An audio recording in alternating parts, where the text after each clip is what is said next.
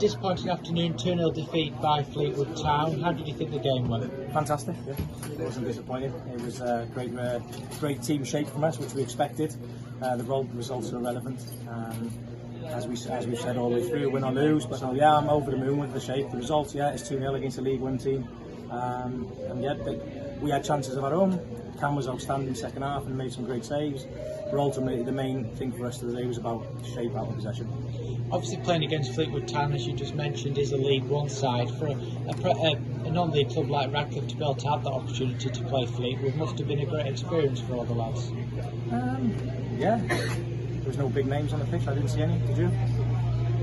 No, maybe team changed twice. Jordan Rossiter maybe was probably a big name. Other than that, I just thought they were just a good bunch of young kids who played good football, and the energy was good. And I thought, I appreciate the game from the chairman and obviously Simon and David. But ultimately, there's no star-studded players in my team looking at theirs going on their shirt. So it was just a good game of football from them.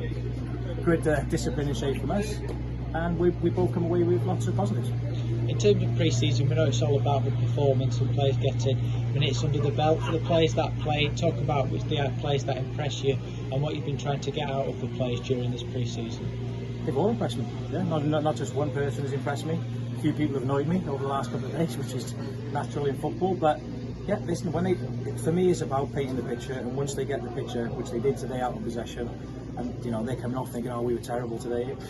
It's football. Unfortunately, they're better than you. They're on more money than you. They train more days than you, so they're gonna have more possession of the ball than you. So we've got to find a different way to stay in the game, which we did do, and that's a learning curve for them.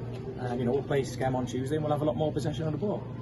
They might play worse and win, but I mean, it's like cat and mouse. There are many pre-season friendly games now. Lee, do you feel like you've learnt some new stuff from the players from the start of the season, and you're happy with the additions that you brought in? Yeah, you learn every game, every session. If you don't, I think you stagnate and you end up losing jobs and losing games of football. So you always have to learn, us and them. Yeah, just what I learned today, I'll watch the game back tomorrow. I'll pick up something ready for Tuesday, and we'll implement it on the Thursday, ready for next Saturday's game. And it's the only way you can be, really, is just constantly keep learning. If you think you've hit it and you've nailed it, football comes around and bites you back on the bum, and you end up losing 3-4-0.